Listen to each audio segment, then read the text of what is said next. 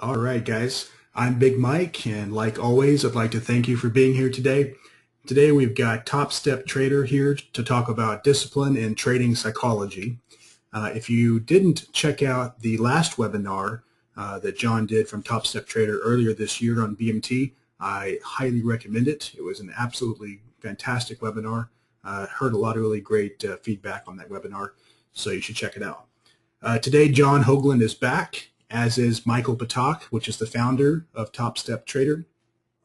And some of the things that they want to talk to you about today is the desire to change, how to see discipline from a new light, some of the common denominators in trading, and the market versus your invisible weakness, or some people might call that your monkey, the market versus your monkey. All right, guys. So give me 1 second, and I'll be turning things over to John and Michael. I would like to remind everybody that if you have any questions, type them into the questions box. We'll do the best we can to answer everybody's questions today. John and Mike have asked me to try to hold most of the questions to the end of the presentation, so do keep that in mind. Also, if you skip anything or you miss anything, the recording for the webinar will be posted sometime tomorrow. All right, guys, hang on 1 second, and I'll turn things over to John and Michael.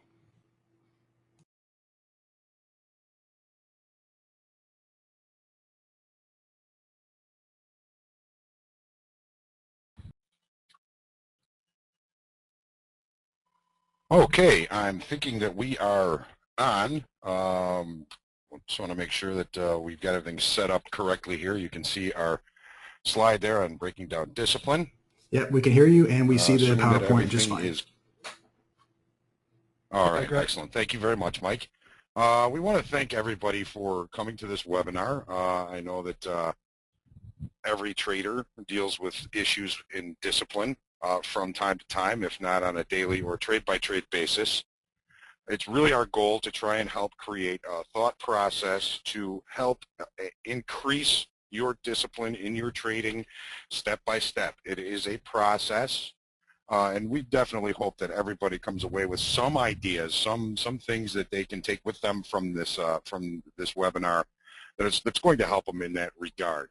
We're going to take a second and introduce ourselves. I'm going to introduce you to Michael Patak, the CEO and Director of Scouting at TopstepTrader right now. Let him tell you a little bit about himself.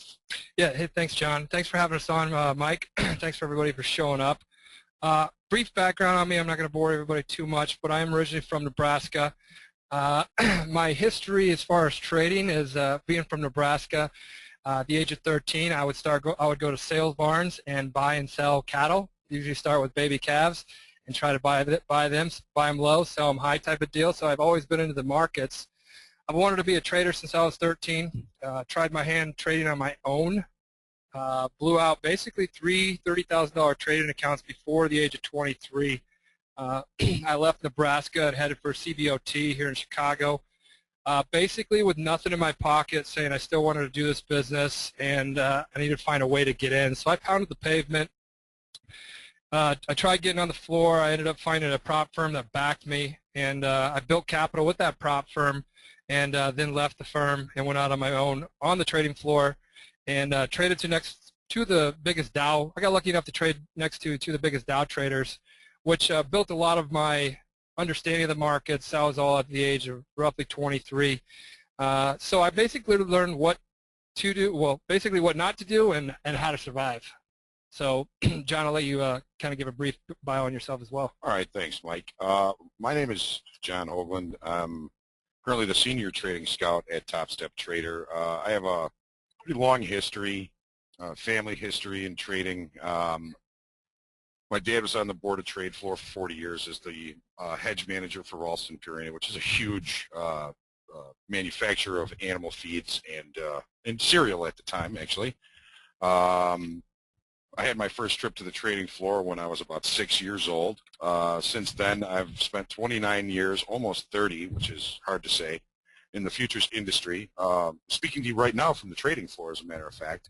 But I worked my way up much the way people did back then. You get a job as a runner. I did the same thing as Mike. I got a job as a proprietary trader. and eventually self-funded my trading account and became a floor broker for about the last, well, that was probably about 15 years ago, but I did that for about 12 years. Again, currently the senior trading scout at TopstepTrader, educating and developing trading talent. A little bit about TopstepTrader. So TopstepTrader, what we do is we're basically working with thousands of traders from all backgrounds and experience levels, many facing the same problems and challenges of adapting, like John from pit to screen trading. I started on screen trading back in '97, so I went from the screen trading to floor to screen trading. So it's always been, working with the transitional development of understanding how the markets move on screen versus in the pit. TopstepTrader, we basically, we're looking, or many of the people that are in our program face the same thing that every one of us face, me included, risk management and trade management issues that we all dealt with at the beginning of our careers, some still deal with now. So TST has given us pretty much a great venue to see discipline and the issues that all traders face when dealing with it on a very personal level with their trading account. We see this every day. Everyone from experienced to newbies, everybody's dealing with managing discipline, and a lot of times managing discipline keeps you in the game long enough to understand the game, and that's one thing that putting money in your own trading account doesn't let you allow, especially weathering that learning curve. So our goal today is to try to help you identify your issues with discipline and to suggest some proven ideas on increasing your ability to adhere to your discipline principles. We're not going to be talking about setups. We're not any of that kind of stuff. We're talking about getting in touch with yourself and the markets. That's one thing we want you to do, is get in tune with yourself and the markets, understand who you are.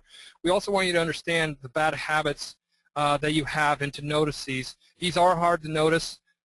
Trading shows you your weakness, and it's up to you then to fix them through discipline. And that's kind of a brief rundown of what we do as Top Step Traders. We help you work out those disciplines. We're not going to get into Top Step Trader too much. We're going to get into breaking down discipline. So let's flip to the next slide. And Mike, I appreciate that you put out there that we all deal with discipline issues on a daily basis, from trade to trade. We really all have to work at this, and to get an understanding of discipline and perhaps how to increase your discipline in trading in anything really, we're going to start at the basics. We're going to start at the definition. Discipline. There's a couple of definitions I pulled right out of the dictionary. Training expected to produce a specific character or a pattern of behavior that produces moral or mental improvement. Sounds a little bit like what we're looking at here. Number two, the practice of training people to obey rules or a code of behavior using punishment to correct disobedience. Not really what we're looking for. We're looking for self-discipline, the ability to make the changes that you know are necessary to increase your success rate in anything, but still seems so difficult to do. So perseverance, restraint, endurance, thinking before acting, finishing what you start, having the ability to carry out one's decisions and plans in spite of obstacles, inconvenience, and hardship. This is the kind of discipline that traders deal with. So to add to that too, on self-discipline, we want to confront a problem before circumstances force us to confront it. That's the whole goal here, is to confronting a problem before circumstances force us to do it. That's an act of self-discipline. Stop trading so you don't blow out your account. You're not doing something right. Recognize that before you get to hitting the brick wall or running yourself over a cliff. Self-discipline includes the ability to put aside instant gratification in favor of better results, even if it requires more time and more effort.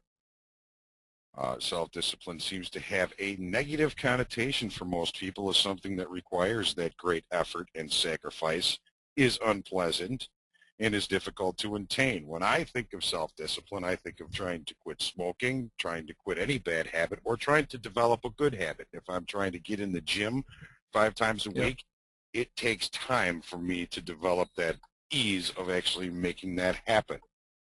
Self-discipline has and always will have a great impact in anyone's life, creating inner strength, self-mastery, and decisiveness.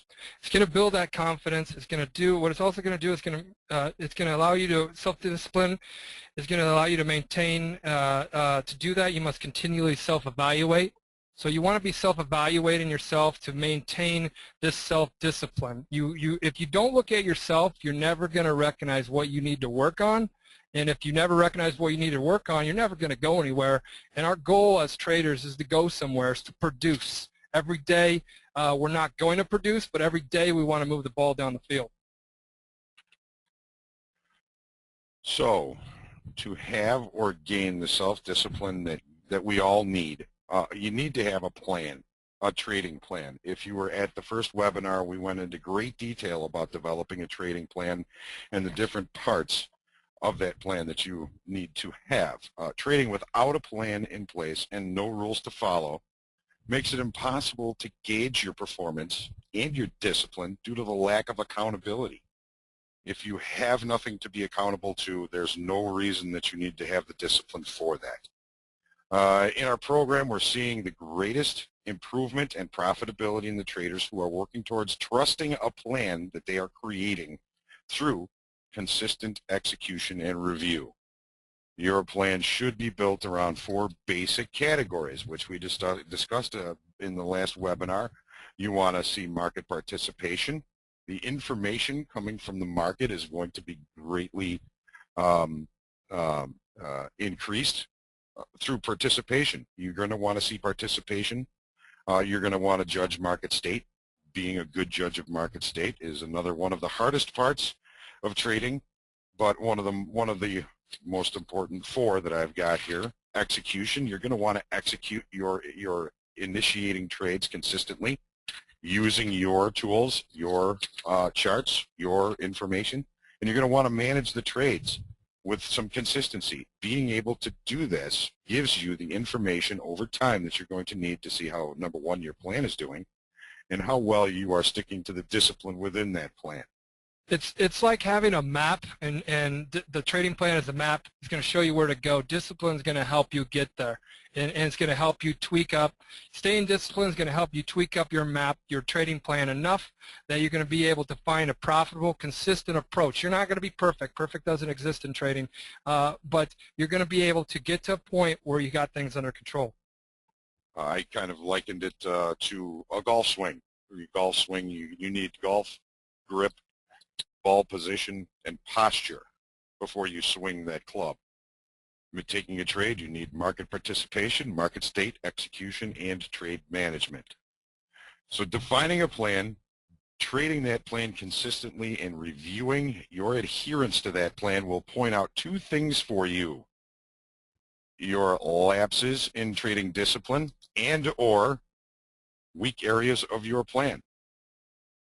Trading your plan with discipline, learning to review, improve, and trust your plan will make staying disciplined in your trading accountable and reviewable. This is a really, really important statement to me.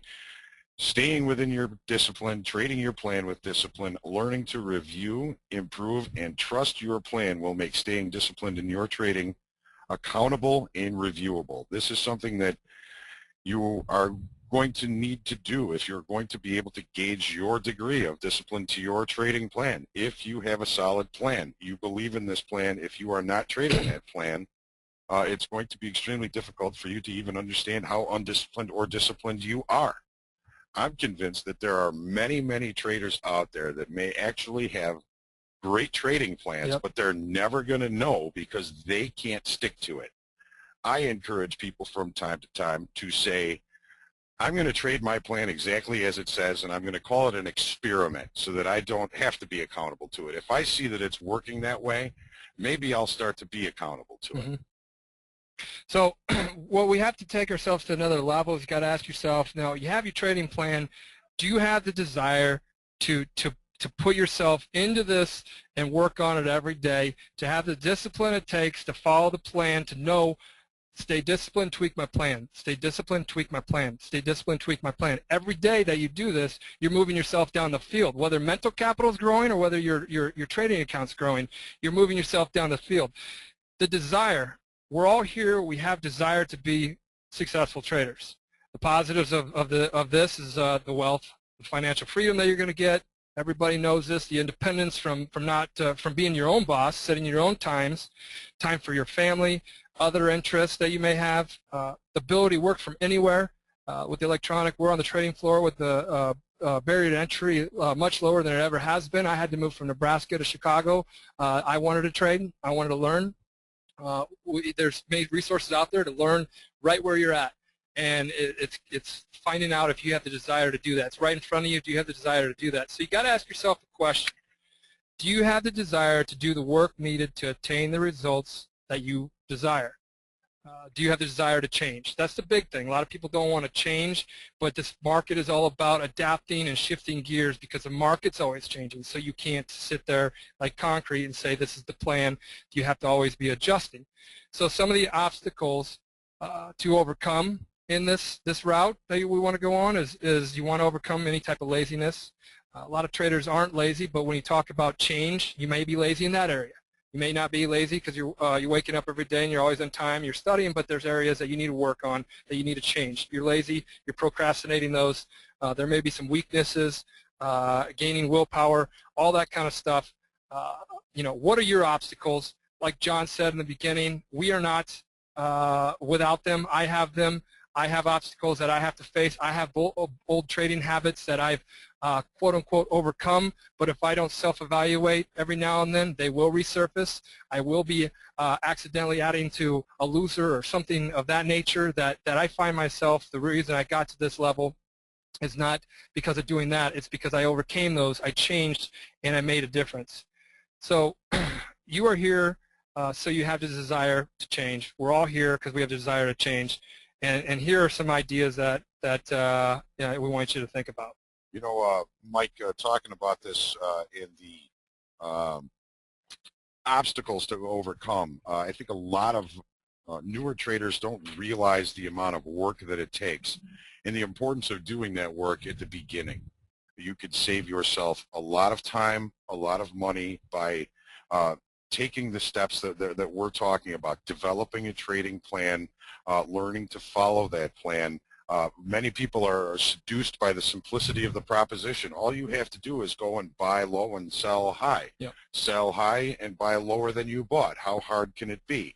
Until they get into it a little bit and realize that it's their belief system, their discipline, and their willingness to front-end that work in their trading career that will speed up their learning curve, increase their discipline, and help them to see discipline in a new light. In a new light, and that's something that I want to elaborate on that real quick, John. Look at, if we want to always compare ourselves to others, if we're talking about traders, compare ourselves to others. Think about professionals out there, professional athletes, and the desire they have to put in the time, to put in the efforts that it takes to change their habits, their swinging, their rotation, to how they hold the ball, to how they grip the ball, to how they get under the center, to their golf swing. All that kind of stuff takes effort and time, and it takes strong discipline.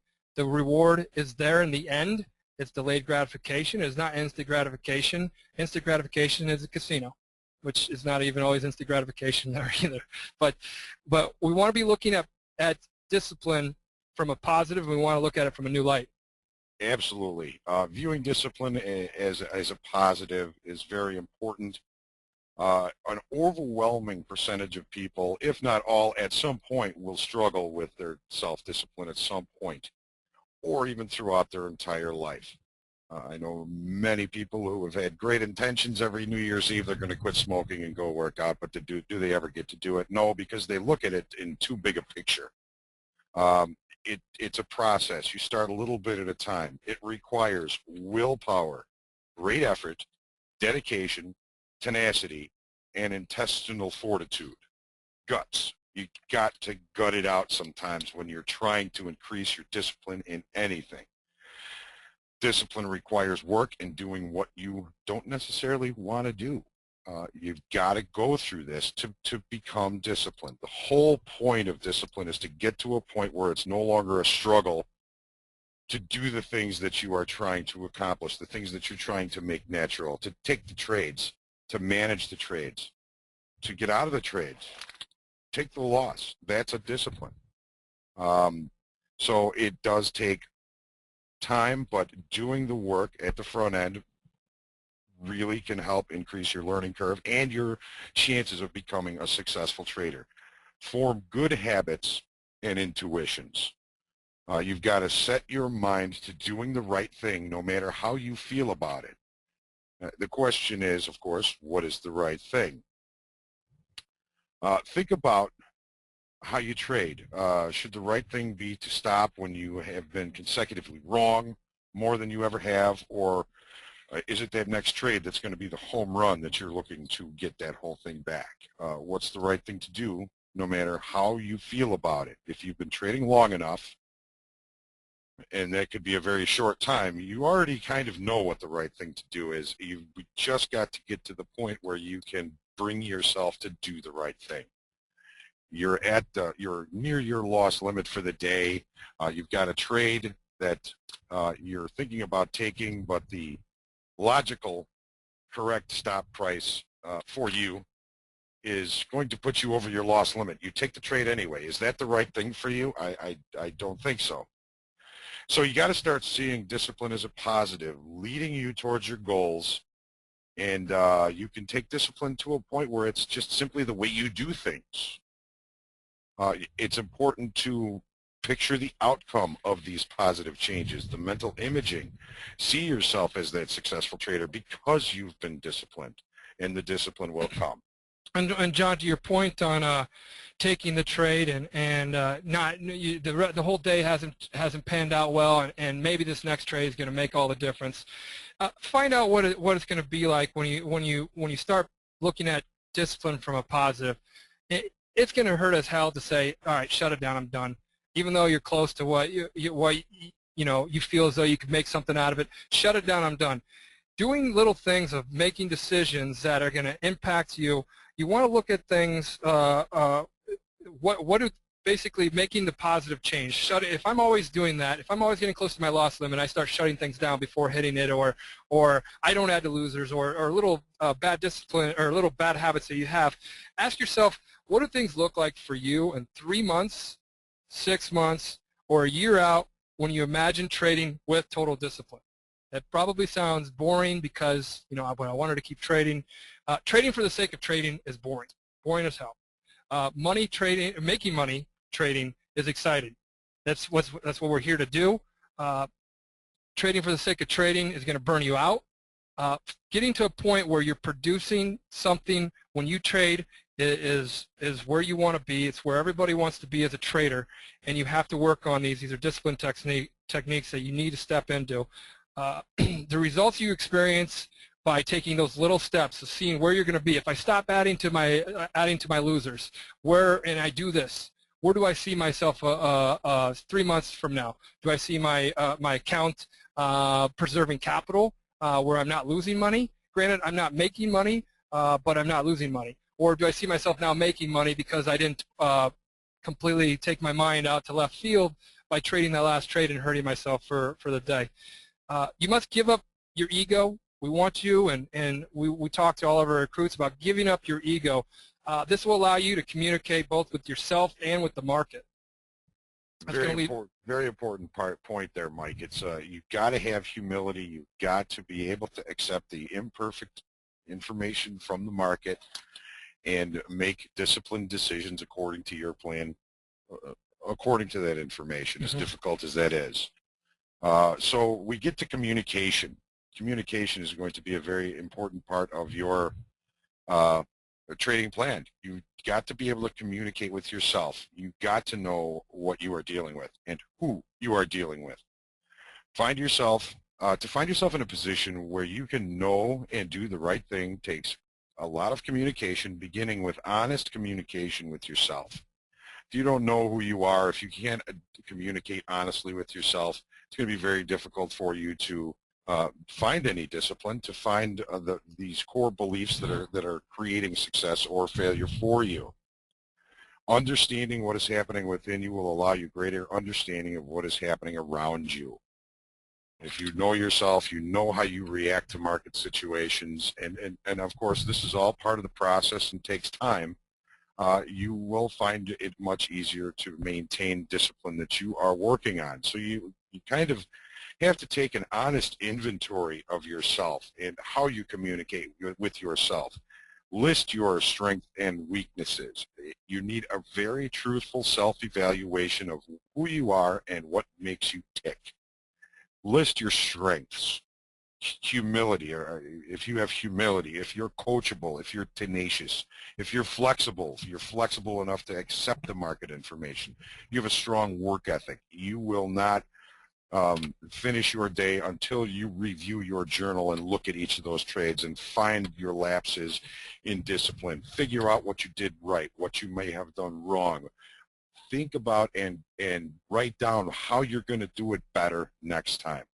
List your weaknesses. If your ego got in the way of some of your trades, if you let fear get in the way, if greed was part of your problem, if you don't feel as though you're willing to do the work, then what are you doing? If you feel like you need to be right, that again goes back to an ego or perhaps an esteem problem.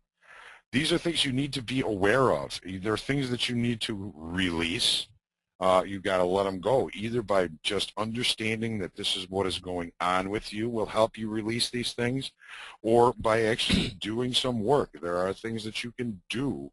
There are trading psychologists that can help you with these things. I saw a trading psychologist 20 years ago, and he pointed out some of these weaknesses and perhaps strengths that I had and helped me to work with them. So it is extremely important that you are very honest in your communication with yourself.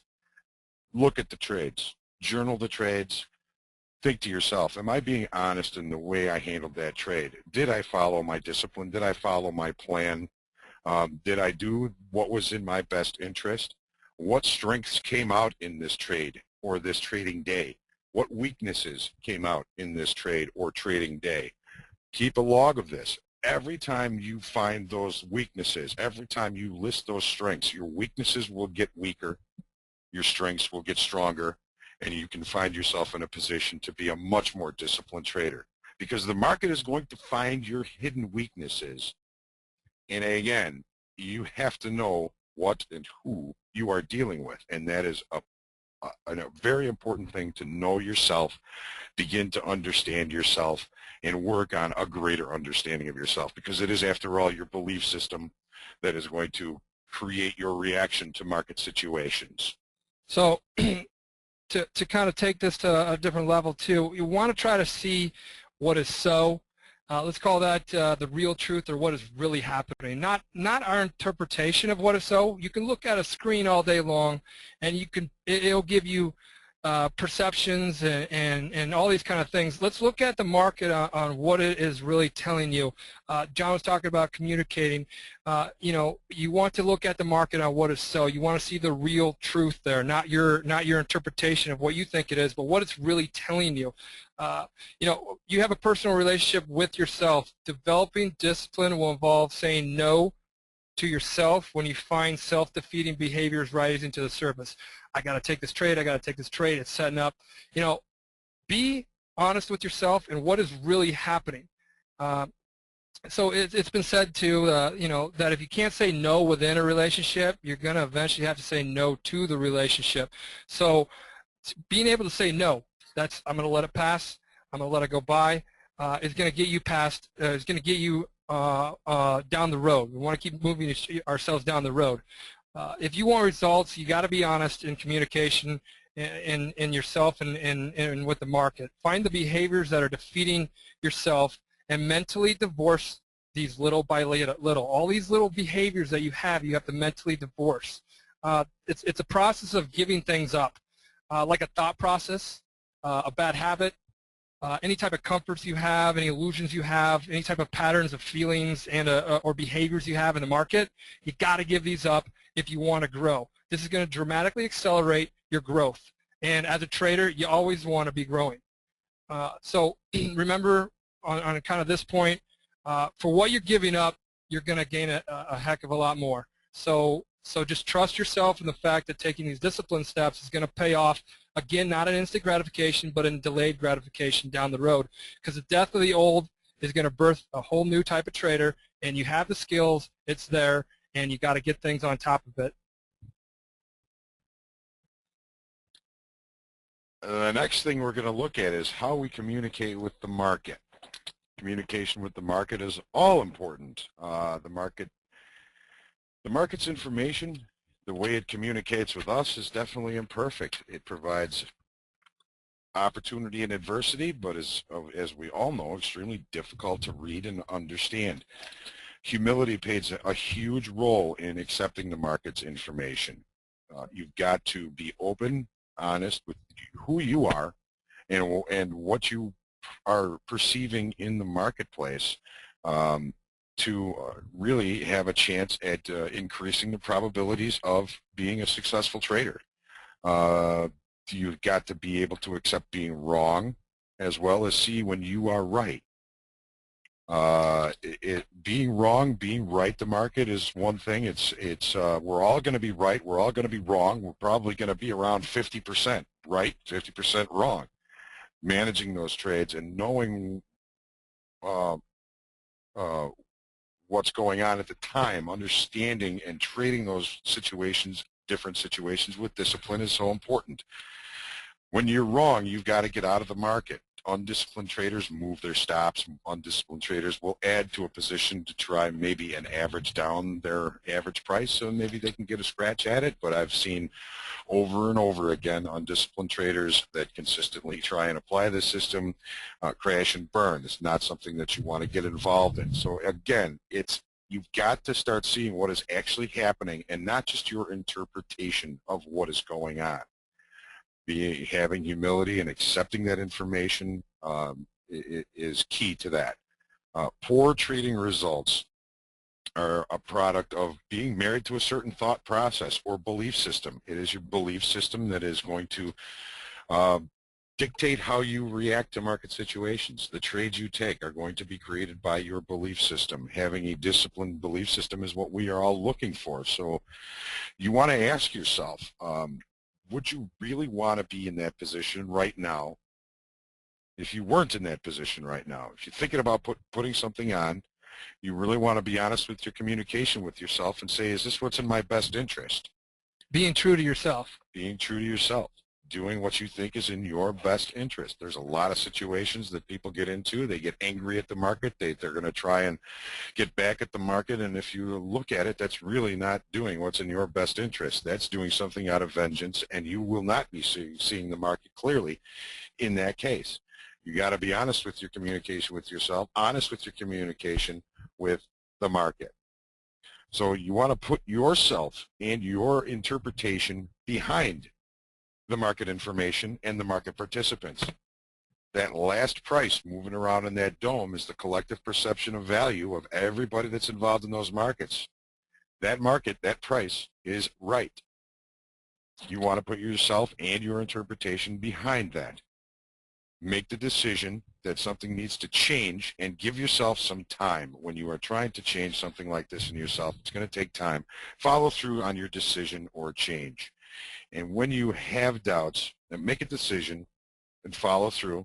Track the results of all these decisions. That's why it's so important to have a trading plan. When you are watching that collective perception of value, you are making decisions based on a belief system that you've been carrying with you and maybe working on for some time. You've been working on trading with the discipline that you're looking for. There are always times when traders have doubts, but it's time to make a decision, follow through, and track the results of these decisions. That is how you are going to be able to gauge, one, how well your trading plan is doing, and two, how well your discipline is keeping you adhered to that trading plan. Again, I want to say, make sure you keep your best interest in mind at all times. Now, discipline lapses that we commonly see at TopstepTrader, and as director of scouting, you see these over and over and over again. We have a different vantage point than a clearing firm or a brokerage house would ever tell any retail clients. We have a different vantage point than the back office of a prop firm would ever say. What we see all the time are basic things: hitting loss limits, traders that think they need more room to make more money. Greed and frustration that block discipline, being up for the day, giving it all back, and more. Giving into these lapses will feel good. Any type of, John's talking about smoking. I know you've tried to quit smoking. Going to have a cigarette, it's going to feel good. It's an impulse. You have it right away. It's going to feel really good. It's definitely not in my best interest. It's not in your best interest, and the longevity, if you stuck to your plan and stayed disciplined, you're gonna get a healthy life, and you're going to be moving forward. Impulse trading, over trading, not honoring your stops, not following your plan, adding to a losing position, not taking trades within your plan, because that's not going to give you the right signals to help you understand if you should even tweak your plan.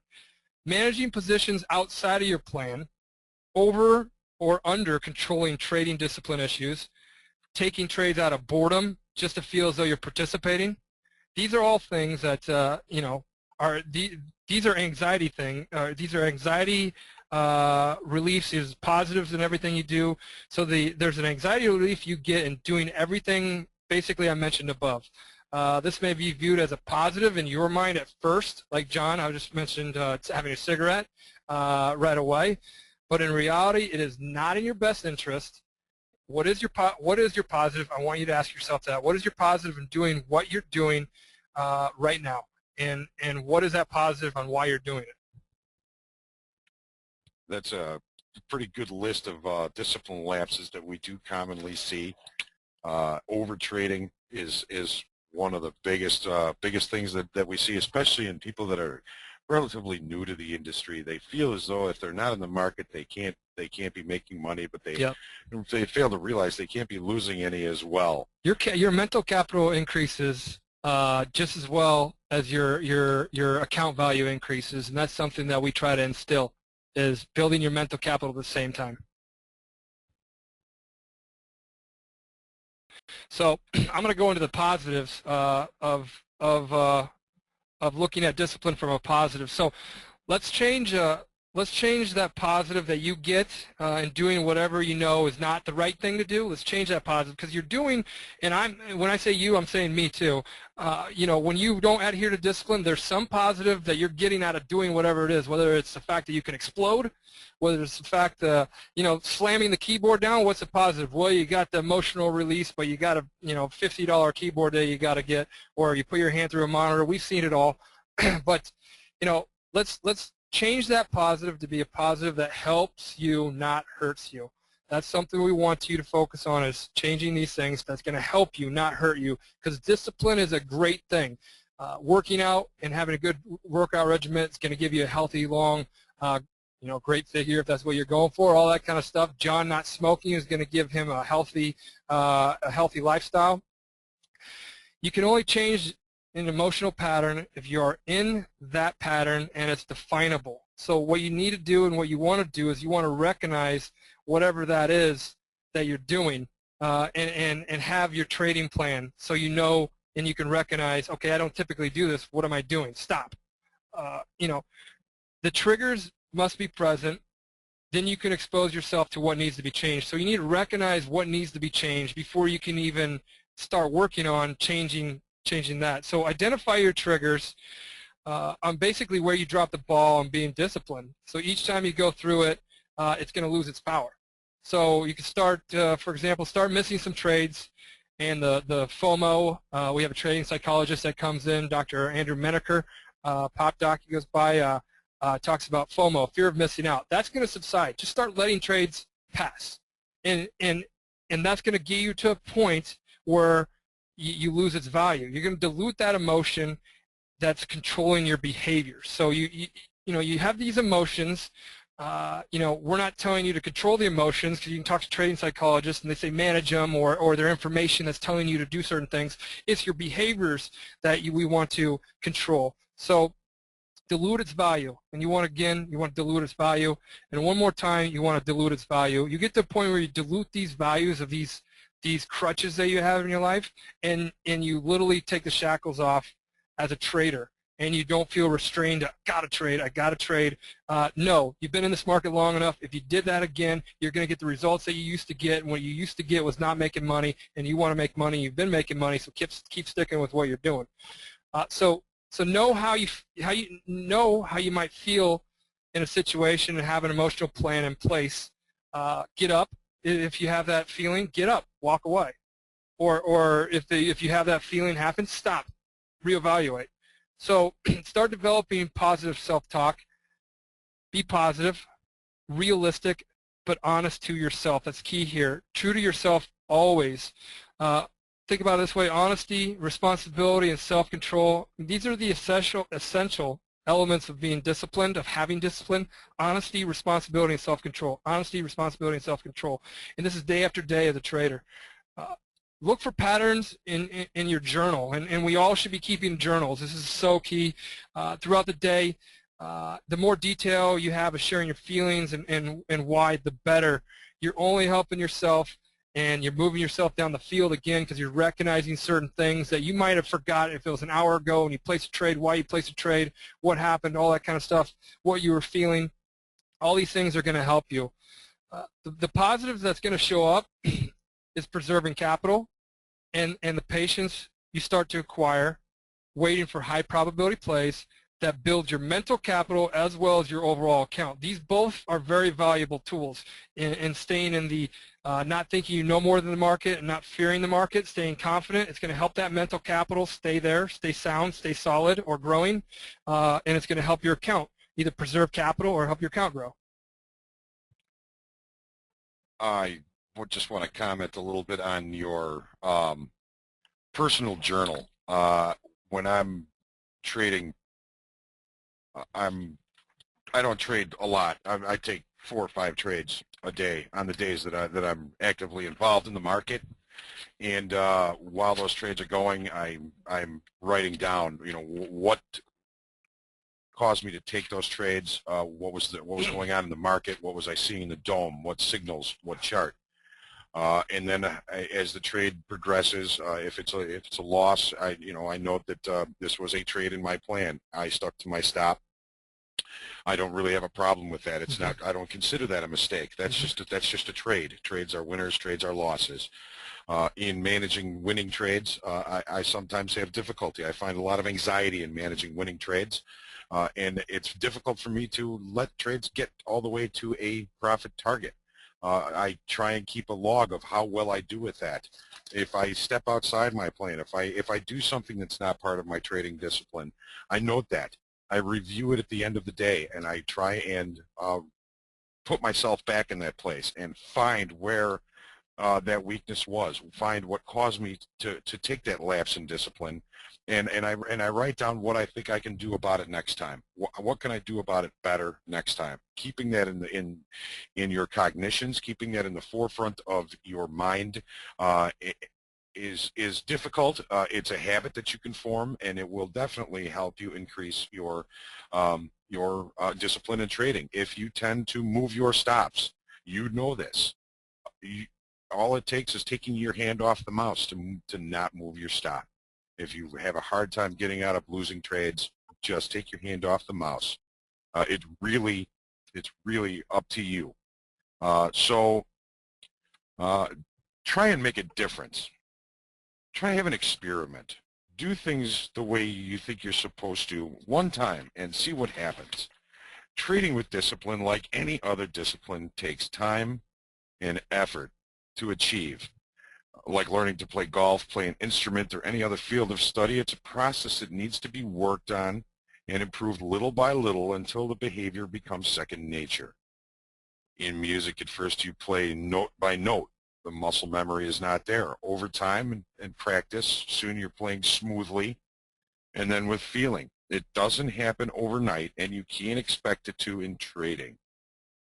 Developing the discipline you desire is a step-by-step process that at first needs to be a forced cognition Over time, consistently implemented, the right choices become second nature. This, of course, does not mean that traders can ever count on finding themselves never facing a loss. That's just not part of this game.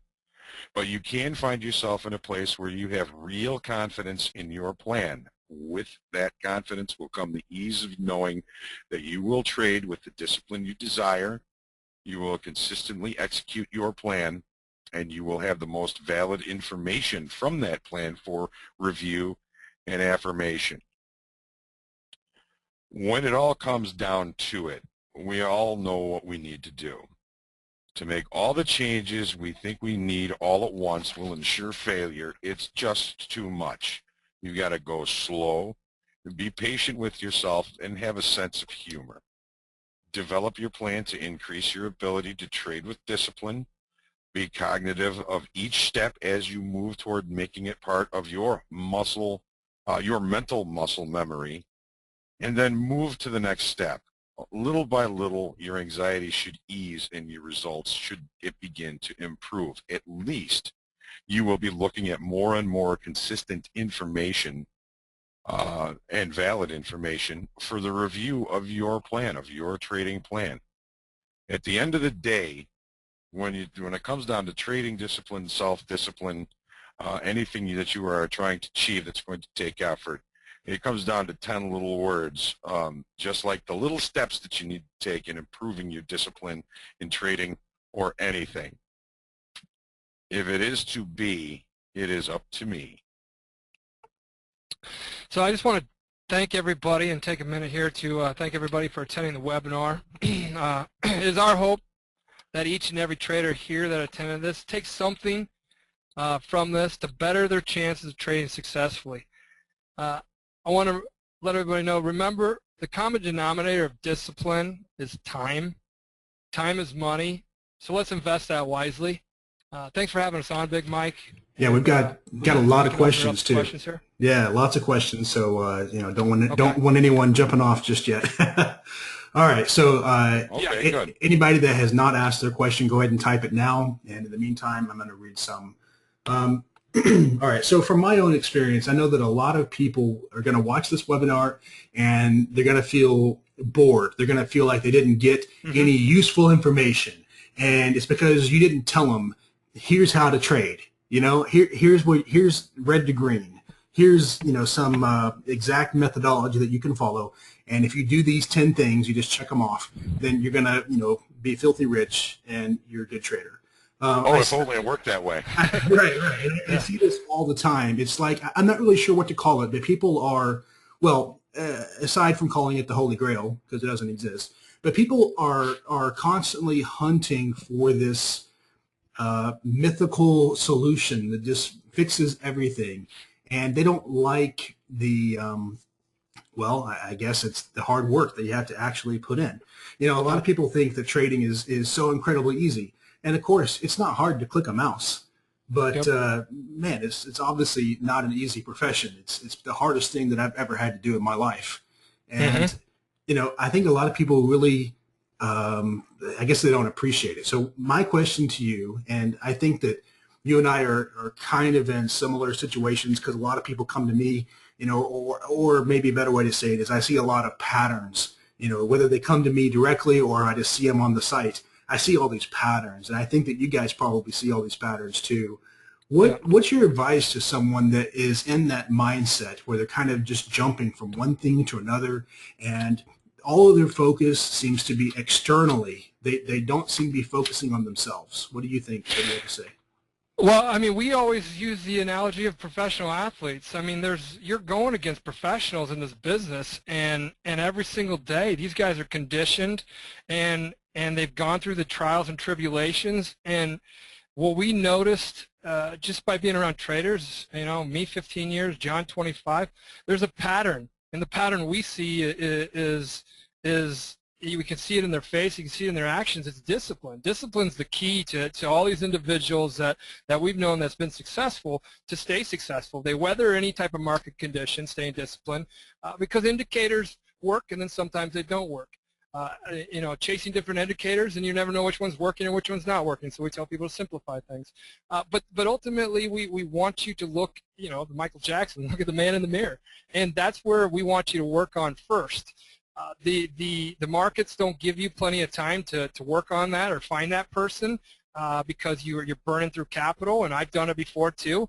That's one of the reasons why we do use a simulator, to help people understand what their weakness is, and then it's up to them to then do something about it. Put on the work boots, get to work, and let's work on it. It's going to take every single day. Think about an athlete with a that has to change their swing at their batting stance. They're working with a batting coach. They're working on every day. The guy could totally give up, throw his hands in the air, and say, I'm an athlete. I'm in the major leagues, but you want to compete, and you always want to compete at that level, so you have to continually work on yourself. That's self-evaluation. That's always looking at what you need to work on, not what the market is throwing at you that you're not understanding. What am I not getting right now? Being accountable for your own actions. All these things are the scary things about trading. Besides, the scariest thing about trading for me is not being able to trade the next day. It's not, so other than that, I mean, why find something that to work on, or, to get to a point where discipline is no longer a struggle. So when you're trading, discipline is no longer a struggle. It's just a way of your being. That does take time, and like I said, the common denominator of discipline is time. So a lot of people, there's the hey, buy it here, sell it here, or we can increase your ROI by 100%. Something like, there's enough stuff out there that sell that kind of stuff, that nobody has the angle of, let's look at ourselves as work on ourselves. And that's kind of a scary thing for a lot of people. It was for me when I first started, and I had to go through $90,000 before I had my ego curbed and humbled myself enough to really start learning. And actually, and I had a similar experience, and most people that I talk to that are successful, they also have similar stories. So, one of the things that I found personally, and I'm curious for you guys' feedback, I found that whenever I decided, I'm going to be a trader, I'm going to make this work, I'm going to do whatever it takes. I had just gone through a divorce. I quit my day job. And, I've been trading for about 15 years, but it was never my sole source of income. So what I found is that I literally became a different person. It wasn't just in trading. It's like the decisions that I was making in trading and the things that I was learning about myself in trading, the things that I recognized that I had to change. It was almost like it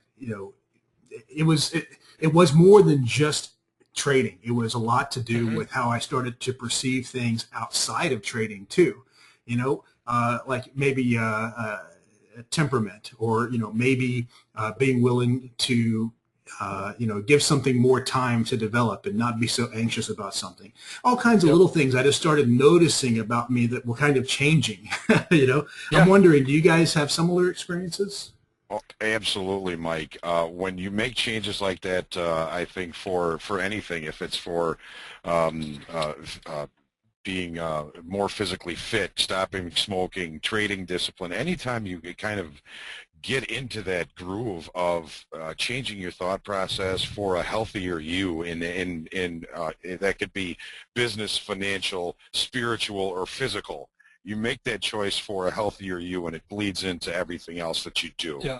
And it's one of the greatest positives of developing a discipline in anything. I mean, even learning an instrument, it forces you to kind of take stock of other things in your life that need work and begin to work at them a little bit at a time, the way it needs to be. Right. I was a huge instant gratification type of person.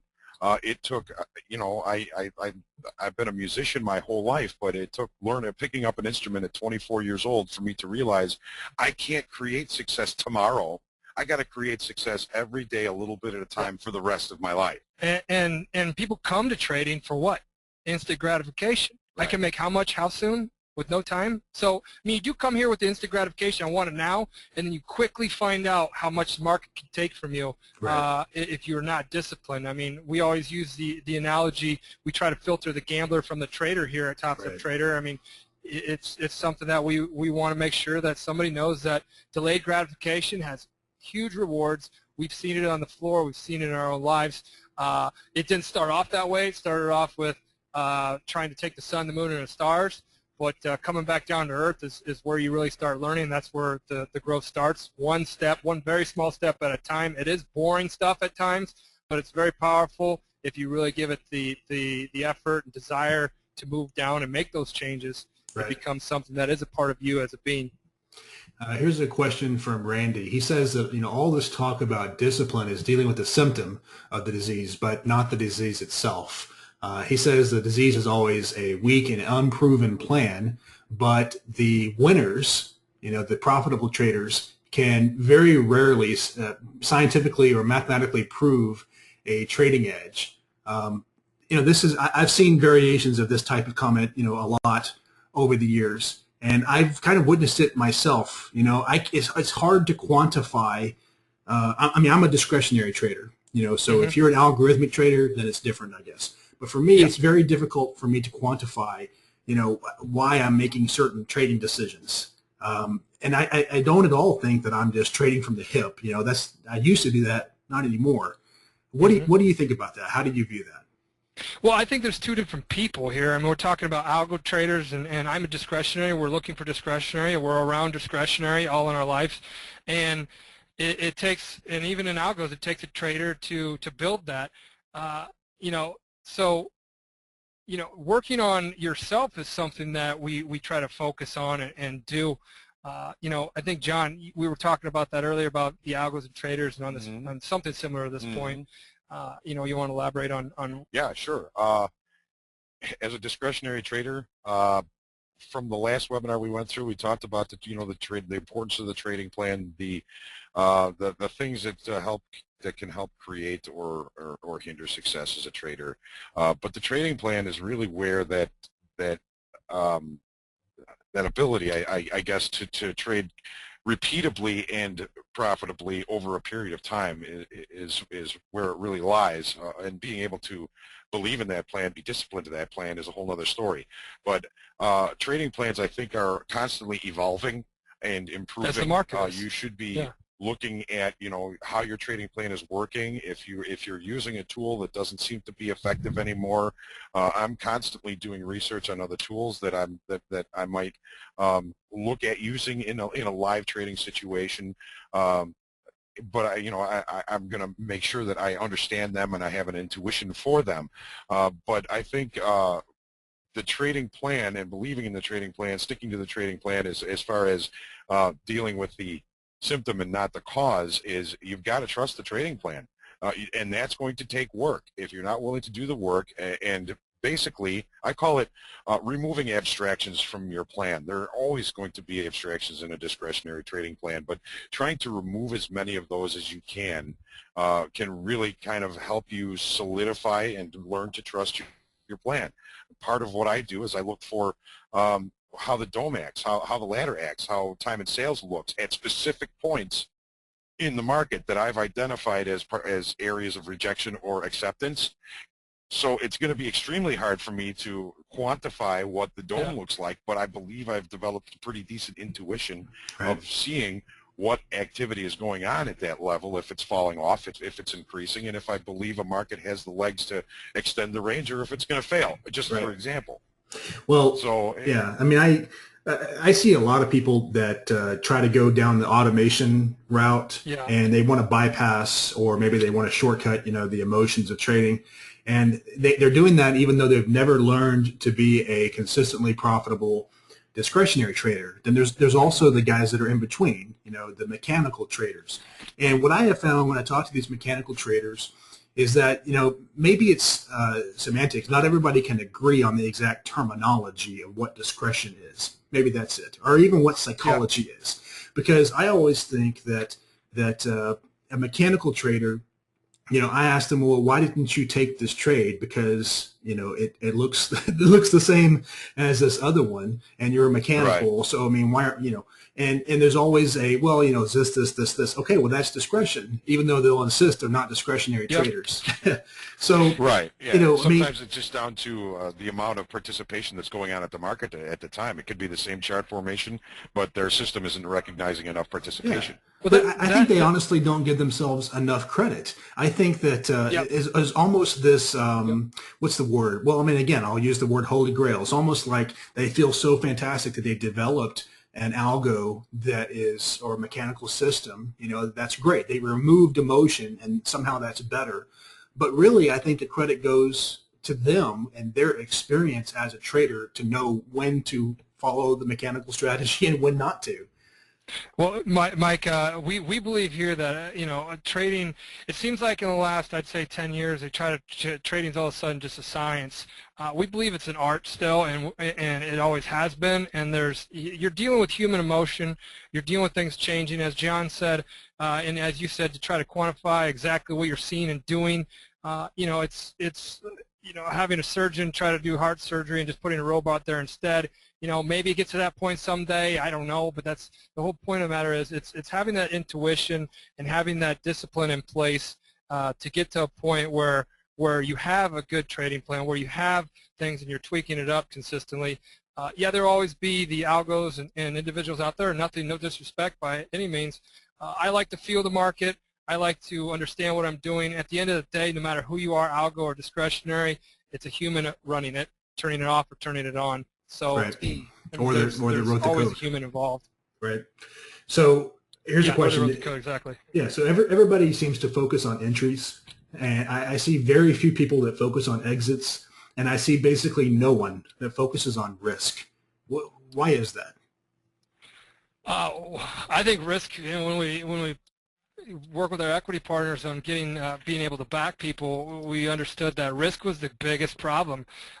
People come and slap on as much as they can slap on, and John and I can both vouch for it. In the pit, I've seen people fall down in a stroke, shaking, convulsing, and nobody would move in the trading pit because there's the market. Everybody had positions on. The market was moving, and I've seen people heard about the next day of people killing themselves. So nobody understands that risk is what we're managing every day. I mean, the CME, the motto is where the world comes to manage risk, manage the risk. So that's something that, as traders, our job is to basically allow other people to come and buy and sell with ease, create liquidity, and our job then is to manage the risk when we take on a position, offset it, or however where you're laying it off somewhere else, spreading it, or however, or you're doing outrights.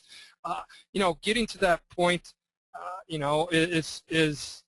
I don't think people focus on risk as much as they should, and I think risk is the scariest part about this business if you don't take it serious. Yeah, I'm more of a capital preservation before profits kind of guy. I'm okay with taking a little bit of risk, but I'm not going to be carrying everybody else's risk around. And on that note, I know a lot of traders, pit traders, discretionary traders, even some ATS traders. I know some pit traders that are probably right 35% of the time, but their trade management is so good that they are consistently profitable. If the market does not go their way, they are gone. Yep. As soon as the market starts moving the way they are pressing it that way, they are doing their best to make sure they're taking everything out of that trade that they can get. Right. So to me, it seems to all come down to the trade management and your risk-reward ratio. Yep. If you can make twice what you're on your winners, what you're losing on your losers, and you're right half the time, you're going to be a profitable trader. Start adding volume. Futures business, you're talking about a highly leveraged business too, so you need to be focused on what you're risking and how much you're putting on and all that kind of stuff. It's just, we've seen people come and go, whether in the pits or on the screen, quicker than they can fill out the application and got their account open. Oh, yeah, I see it too. That's scary. Yeah, that's scary stuff. The industry doesn't let anybody really know about that. There's hugely successful people, and there's a lot of people that fail, and we're going to let you know about both of them. That we like having a transparent business attitude like that. Right. Well, unfortunately, the way the business is driven doesn't help either, because it's come down to where the first questions anybody asks is which broker has the lowest margin. Transactional-based business. Right. I mean, it's just no one is thinking about risk, right? So the two really prevalent things that I see all the time is we have trader one, and that trader, he can't pull the trigger. There's no confidence. He's probably trading too big. He's trading with rent money or whatever. Then you have trader two, who is the exact opposite. He is over trading like crazy. He feels the need to always be in the market. He feels the need to maybe make back losses, and he can't afford to miss any opportunity. You know, obviously everything is good in mediation, right? You can't be on one far side or the other. What are your thoughts on that? How do you what's your advice for people that find themselves in one camp or the other? Well, both of them are dealing with a lack of a plan for a better word.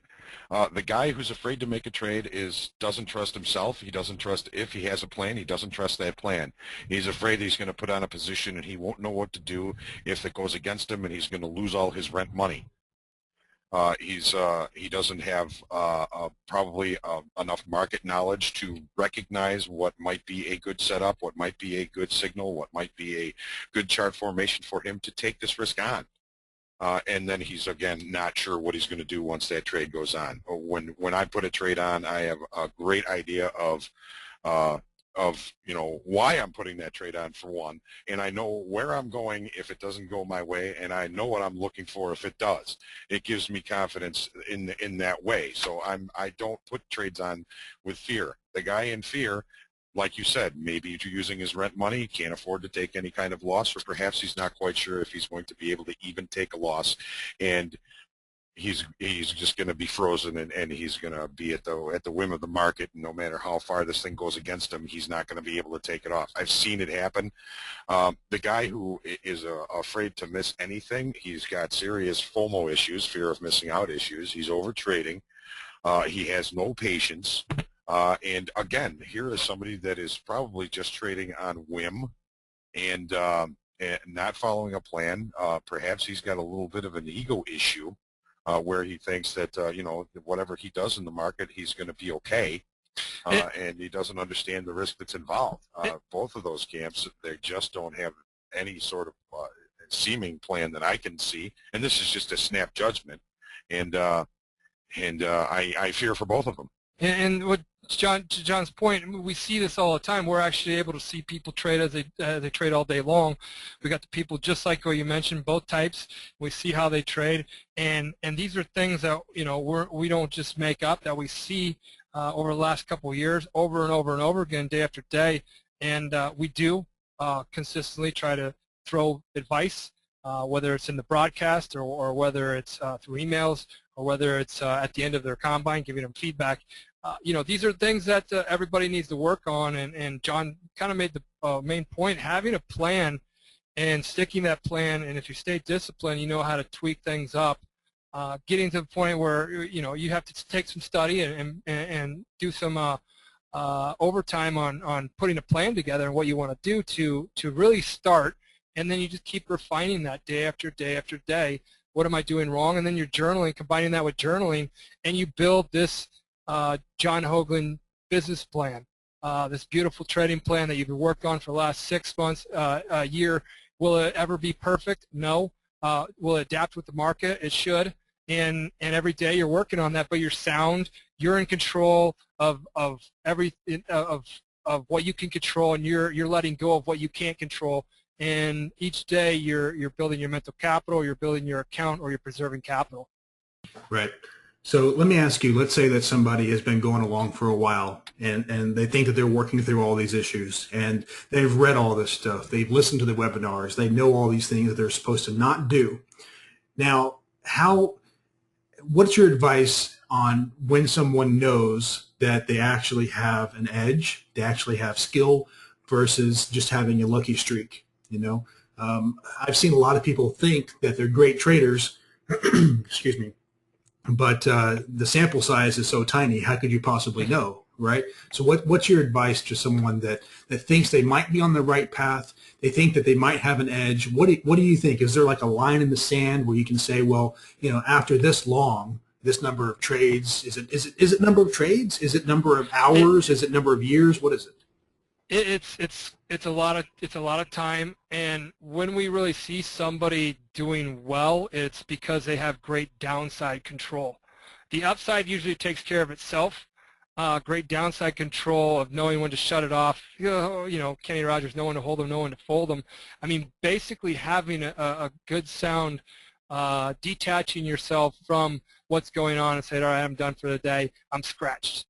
And being okay with a scratch break-even day, and even though you say, "Oh, I didn't produce anything," we didn't lose anything today either, and being okay with that and moving on, recognizing that, diluting that kind of emotion, that's an individual that, as a scout team, where we've seen, them really control their downside, is an individual that has started with building a solid foundation for themselves because they controlled the risk part, the biggest issue.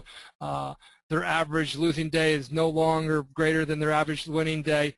These small these stats that do matter, just like baseball, they do matter, and they should be something you focus on, and they tell you a lot about yourself as a trader. Right.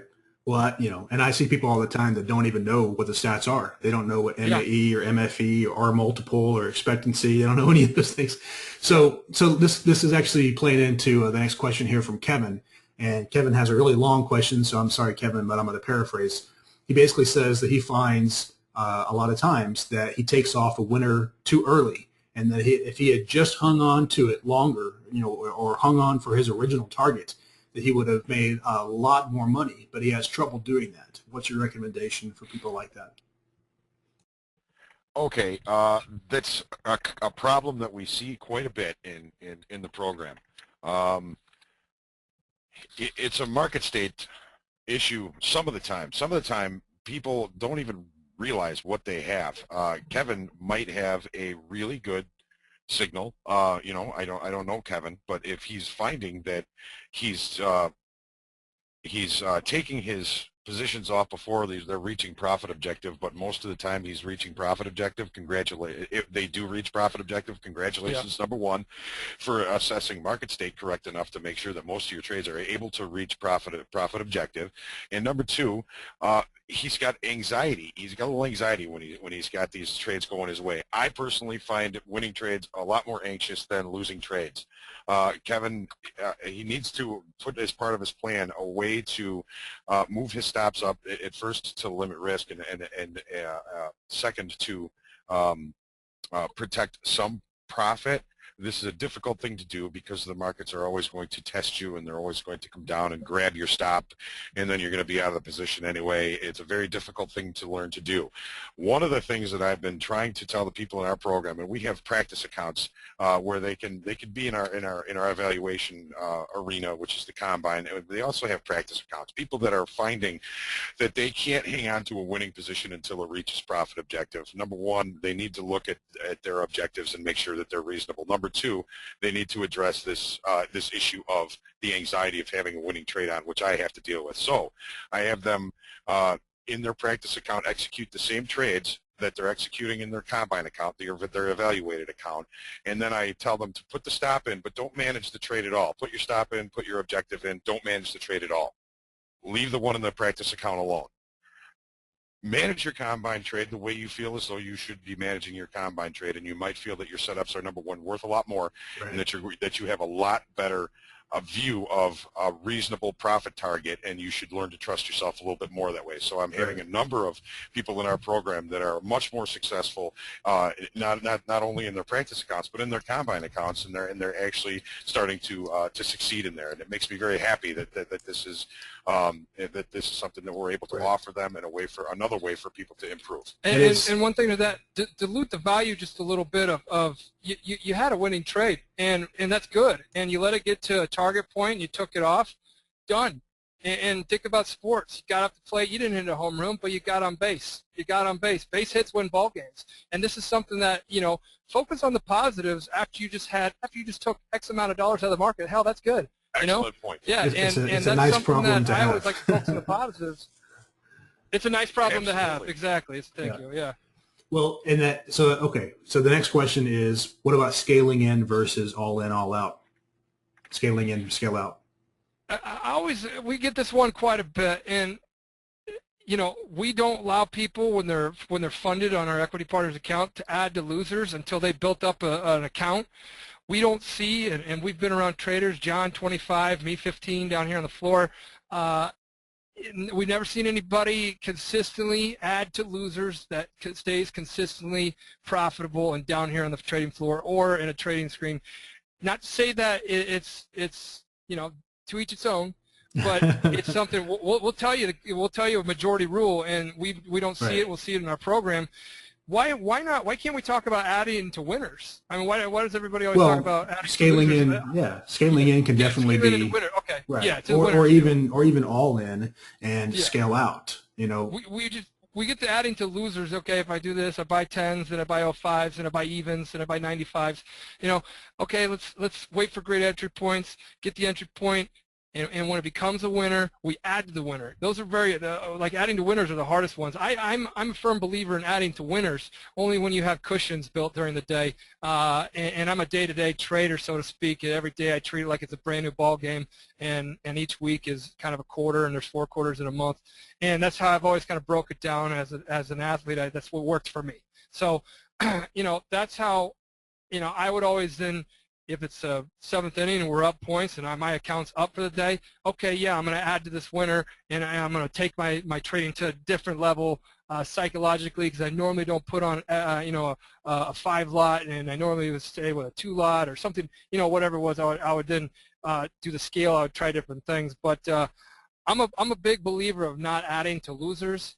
I'm a big believer in adding to winners. I think that's where the money in trading can be made, when you get down to adding a good pattern of understanding how to add to winners is when things really start adding up. right. So that's my take on it, John. I don't know if One of the things I've been suggesting to people that seem to think that they need to scale in to the downside, you know, buying in the minis, buying 12s, buying 11s, buying 10s, buying 9s, and puking out at 6. Wait for better alignment before you start putting on that position. You know, you're going to miss some trades. But you're also going to miss some trades you never wanted to begin with. Get used to the idea of possibly missing out on something. There's going to be another trade coming along. They're like buses.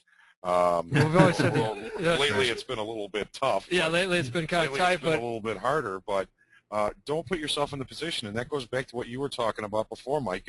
Risk. Nobody realizes the risk. Yeah. Well, especially on day trading, you know, if you're trying to scalp and you're day trading, it just doesn't make any sense to do what you said. So Jackie has a question that I see a lot.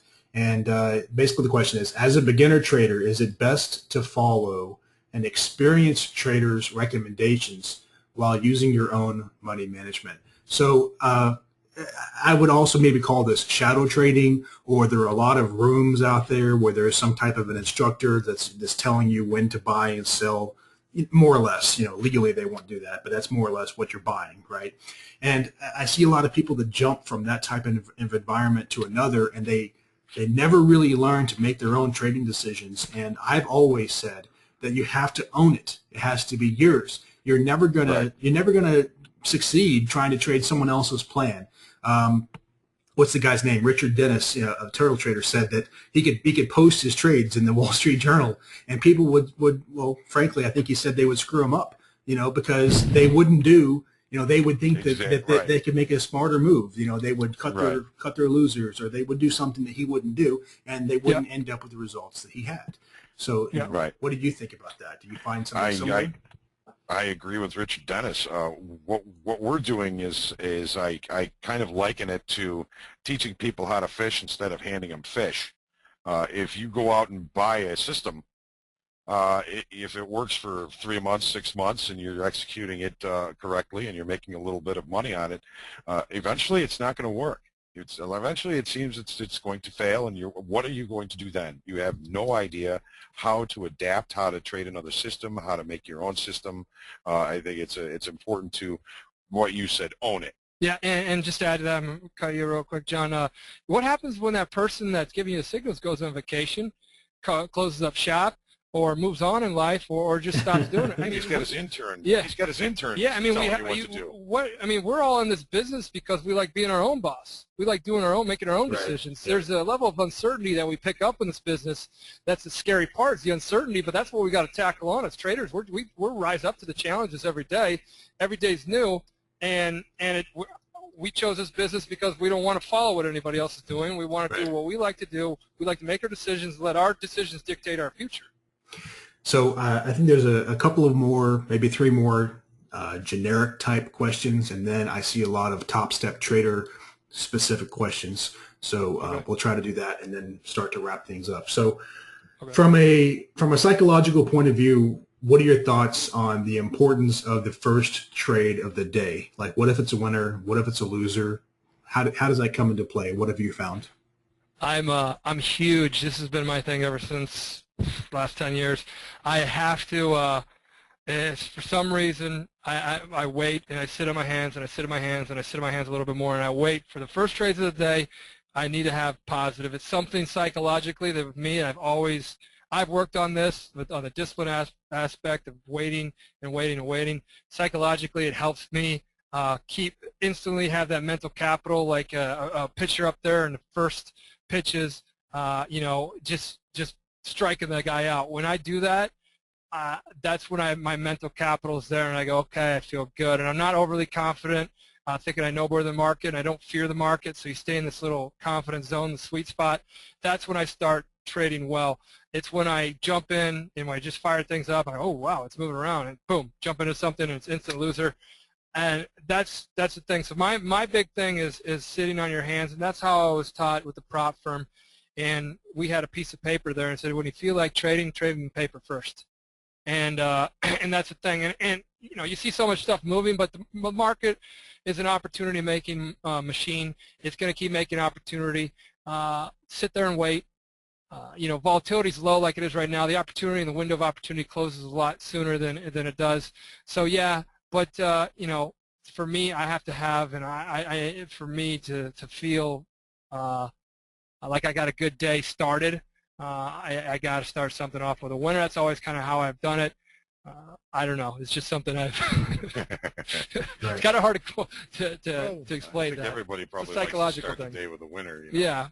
All right. So I've noticed that everyone focuses on how much they can make, and no one focuses on how much they can lose. We talked about this, before, and I've seen. I mean, I can't tell you how many spreadsheets I've seen where they list they're going to be trading one contract today, and then X and X date they're going to be trading 100 contracts, and then shortly thereafter they're going to take over the world. So how come there's I mean, let me ask it from a slightly different perspective. The people that are successful. Okay, the ones that are successful because you're funding them, you would know. What do you know that as far as their analytics or what they're examining? How are they measuring themselves? What are they doing to look at risk or even profits? What are they doing differently than everybody else? Well, I'll take a stab at that one, Mike. When they get to the funded account, the people that are being successful in building the accounts are very patient, relatively methodical. They're not over trading. They're not, they're taking just a few trades every day. If things are going well, they're pretty apt to stop it on new high water mark when they've had their best day in the live account. You know what? They're patient with that. They're good with that. They're not getting greedy. They're building the accounts one brick at a time and building them, like I said, methodically. And then as they are building the equity, they're getting a lot more comfortable with the live account. They're continuing to trade with some patience, not over trading. Then when they are seeing the market well, they've been very good at adding a little bit of volume on their higher percentage plays, and they keep raising their high water marks as far as their best trade, their best day. But it all comes back to, you have to be okay with making $300 a day. Yeah. Yeah, and not setting your sights high. What we try to do is that I've had traders come in and say, I want to make $1,000 a day, and we just kind of say, can you look at your trade reports? We have reports that are printed out or every day on the site, just like a baseball card, and it says on there what you're producing right now. You're producing negative $120 every time on average in the last 2 months. Every time you've traded it, it's averaged out to minus 120. Let's get realistic, and let's start focusing on just scratching. In 20 days, let's just scratch the account. And after that, let's focus on putting up $150 in profits. And taking things, like John said, one brick at a time, having the patience, focusing on, rather than your upside, managing your downside and knowing when to shut it down. You know, the markets, the scary part about it now is they're open 23 hours a day. Back in the day, it was just a pits, Right. you know, and now you feel like you can sit at the casino all day long at the blackjack table and just keep playing. If that's the way you want to treat it, it can be a scary business. If you treat it the other way, which go to takes Vegas. work. Yeah, just go to Vegas, exactly. At least you get free drinks. Yeah, I mean, I can't tell you guys how many times I've got private message and the person is being completely genuine. And I think you have to admit that in general, people that attempt to trade are above average intelligence, above average education. And I'll get a private message, and I get this all the time. It's scary, where the person says, "Hey, can you tell me, you know, point me in the direction of what I can do to just make $500 a day?" And I'm like, oh my God, I don't even know where to start. You know, I mean, it's just, it's difficult. It's painful. And there's such a big gap that has to be bridged. Okay. So I think this is the last generic question. Then I've got some TST questions. Sim trading. Okay. So I see a lot of people that sim trade forever.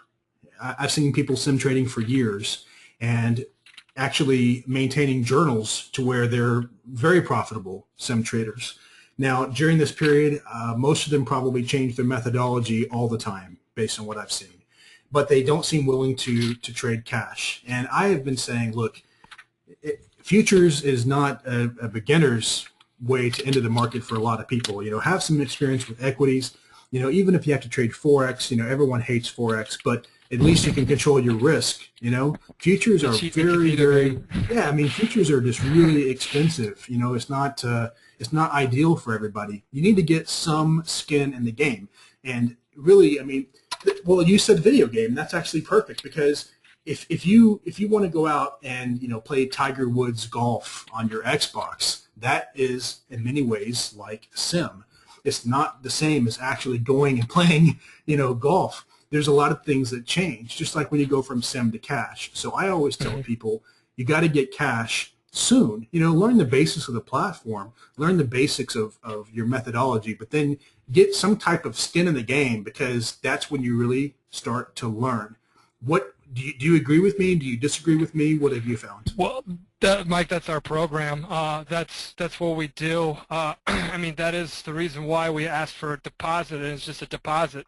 $175 is, I think, the cheapest one if you want to get evaluated on a $30,000 account. That holds you accountable. If I said, all right, combines are completely free, come in here and show us you could trade. You know, everybody would do a pop shot. Every day they'd put on the maximum position, they'd max it out, and they'd show you they made 20 grand in a day, and they'd say, yeah, I'm good, I'm ready to go. That's not how things work. When you have accountability, your emotions, your mental, and how you're looking at the market, things change. How we've done the combine is we kept the simulator as close to real-life trading as you possibly can get. You have something on the line that you get in return if you do this. If you do this combine objective, you get that money back. If you do this combine, objective, you get the money back and you get funded. So there's things that we have, and it's really no different than how proprietary trading firms use the simulator down here in Chicago. Every one of them brings a guy here, sets him at a desk, and says, you know, when I first started, they gave me a $300 loss limit. I told you about the proprietary firm when I came from Nebraska. They gave me a $300 loss limit on a simulator, and they said, show us you can average $300 a day on the upside, and we're going to flip the switch, and you're live. It took me months sitting there, and I had to take the train in every day. I didn't get paid. I had to pay for my lunch and come there and back, and yeah, it's a grind. You got to put it in. But it was the closest thing to, and I had already blown out 3 trading accounts, and that was trading big size, and great. Big size is great, but it's not great if you're not making any money. So I came to basically couldn't fund myself, and I got with a proprietary trading firm, and they said one lots. We trade in the Dow Mini when the Dow Mini first got launched. That was in 2002, and they said you have a $300 loss limit, and it made the simulator completely real. They were watching me, they were evaluating me, and if I did a good job, I'm getting funded. No cost to me. That's how our program's set up, and our goal is to go out and find other people like me, if not 10 times better. That's the whole goal, is find people better than me and better than John and better than the people that have put the program together, because there's people out there that don't have the chance to weather the learning curve in the markets by, I mean, the average, this is a true story, I mean, the average account, we know clearing firms down here, the average account stays open 6 months, and the average account size is $10,000. So, you know, in 6 months, you're blowing through $10,000. Now, did you learn anything? I don't know. We're looking to help people develop into traders and find out what their weakness is and work on that each day. And that's something that it does take time, like learning to play the guitar, like becoming an athlete. It takes time each day to play at that high level. You're playing against other players out there, whether they're London, Chicago, New York, Hong Kong, Tokyo, that are all experts in the market's been doing this a long time, and to jump out on the playing field with them, that's pretty scary if you're not prepared. And well, there's a big change. There's a big change. I talked to a guy, they called me up. I took the call 3 months ago. He's asking me, you know, about the program, and this is all I have to do, and I have to do what? And I said, yeah, this is, you know, that's the combine. That's the evaluation period. This is what we expect. And he was laughing. He says, I'll talk to you in 10 days. Mm-hmm. And I said, okay, well, you know, good luck. I hope that you're that good. Let's go. And I just talked to him last week. This was 3 months ago. He can't figure out what happened. He says, I trade great on my simulator at home. I get in the combine, and I can't do it. What the heck is going on? And I said, it's a change in your mindset. Loss limits are key, though. It's being realistic. I mean, everybody has to have a loss limit. We all know that with PFGs, the MF Globals, the Refcos, to all these companies that have blown out by putting on massive bets and not thinking that, you know, they can keep losing. So, unless you can print your own money, you have to have a loss limit. It's realistic. So we have 4 different types of accounts. We say, all right, here's your loss limit for the day. Here's the boundaries. Show us you can manage risk, and here's the objective. You can even send us in a customized objective of whatever you deem you want to be evaluated on, and if it gets approved, then we're evaluating you on that. It's holding somebody accountable and putting the simulator together is when you get as close to live trading performance as you could possibly get. Is it live trading performance? No. But is it as close to you can get? Yeah. Right. They have flight simulators, which are as close to, you know. Right. I have to wonder how much we've saved people. Yeah. And when you're trading against these professionals out there, I assure you they don't have all these issues that you have. You know, they're exactly. Or they went through them and they've combated them and right. You know, now they know how to you know. Right. I mean, most of them. Yeah. So they're not there, you know, trading in their underwear and, you know, have their kids, you know, needing to be taken to school, and the wife calling on the cell phone, and the UPS guy at the front door, and, you know, all the chores, you know, the honey-do list or whatever. They don't have all the stuff going on. They're properly funded. You know, you have to get to their level or you're never going to beat them. That's the baby steps that we try to address. Right. All right, the so easiest way to make $1 million is have $1 million. Yeah. Or the easiest way is to start with $2 million, right? Yeah, a small fortune, start with a large fortune. Yeah. All right, so here's some top step questions. Do you agree? I mean, there's always these statistics thrown out there. Do you agree with the statistic of 90% of traders fail?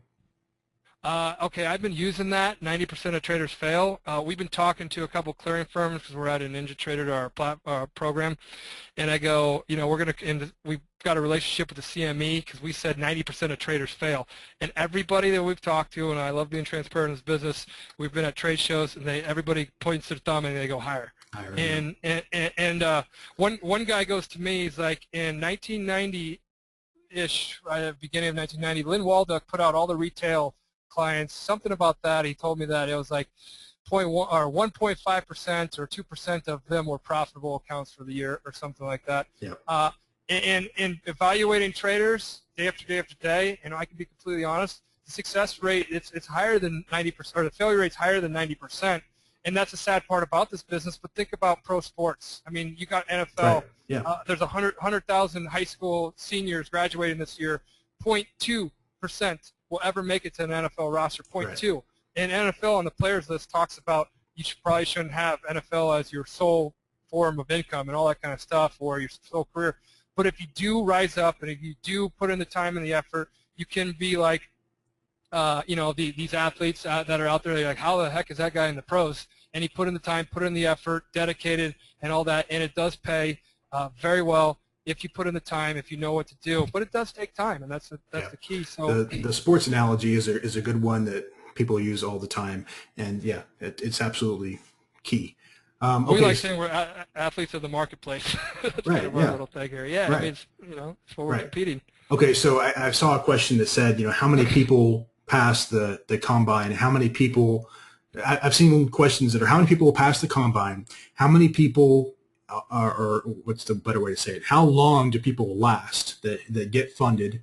Do those people continue to perform, or is there like a whole other barrier, a whole other psychological level, and then you see a lot of people, get washed out in the first week? No, we used to when we first started the program. We would see people drop when we take them up live.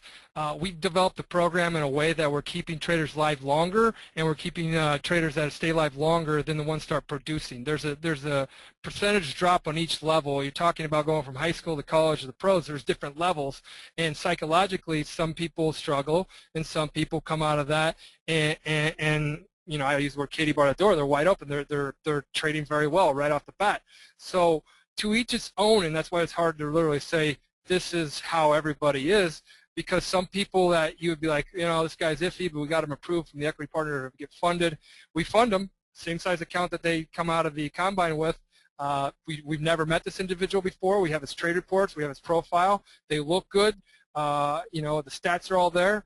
And he comes out there and performs great. And then another individual that looked, kind of off a little bit might come through the program, and he might impress us or do the complete opposite. It's very hard to say exactly what one person would do. We're all different traders, different personalities, and the market could be zigging and you could be zagging at that point in time. But as far as people coming through the program, and we've been taking a person live each week for the last 2 months, I'd say. So our program's been tweaked up in the last 2 years. We're the first company out there to scout for traders, and there's not a scouting agency out there for traders. And we give people the opportunity that if you do come up and we do fund you and you struggle, you go back down to the combine, and if you come back up, you don't have to make up those losses. If you go back down to the minor leagues and you come back up to the major leagues and I have you pitching, starting on the team again, you don't have to make up those losses. We give you a fresh shot and you go at it again. That's our belief in traders, and some struggle at certain times and some are really doing well. We want to catch you and see who's trading today's market. Right. And, I see some people that are, that they say, oh, why would I ever pay to, do what I can do on my own? Well, I mean, okay, so my response would be do it on your own before you pay. And why are you even looking at a prop shop if you have plenty of your own money to trade?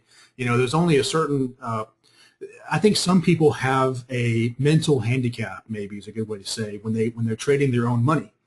But and then of course there's some people that don't have their own money, but that are maybe very good traders. So I think that there is a market out there for people that fit into one of those categories where they need to be funded by someone else, either for psychological reasons, or because they don't have money on their own. So then I also see people that say, well, it's too hard. Trading is hard. I mean, you have all those limits. Yeah, I've seen a couple of the videos. I don't fully understand your program, but I've seen some of the videos, and I see a lot of focus on risk, and I see all the stats. They're always focusing on limiting losers and daily loss limits, and these things all make a lot of sense to me. But I also see a lot of people complaining about those things. So I'm just curious. I mean, let's get it out there. Why do you have a X dollar a day daily loss limit? Why do you?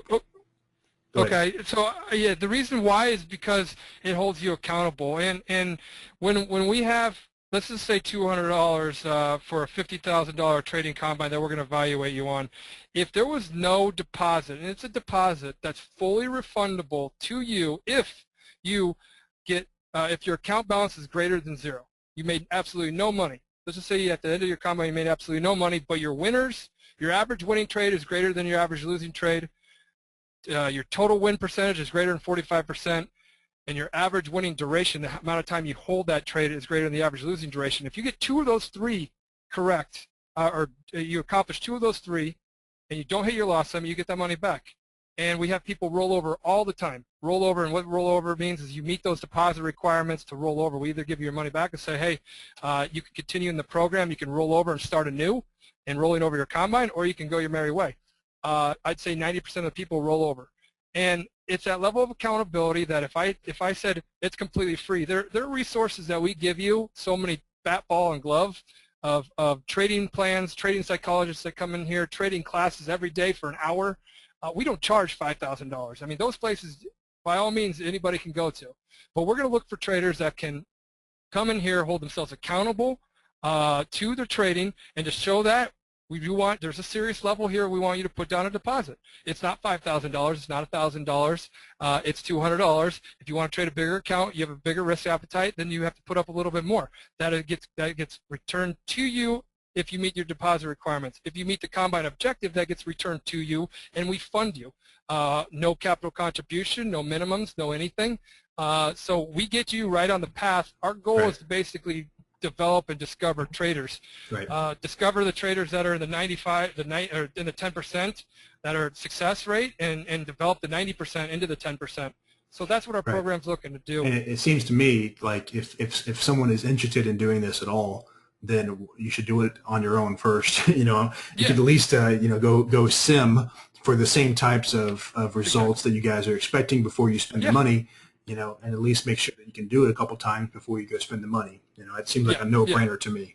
Okay, so whenever you mention Ninja, the screen lit up, and there's a whole bunch of people that want to know when Ninja will be added, and will you be able to use it as an alternative to T4?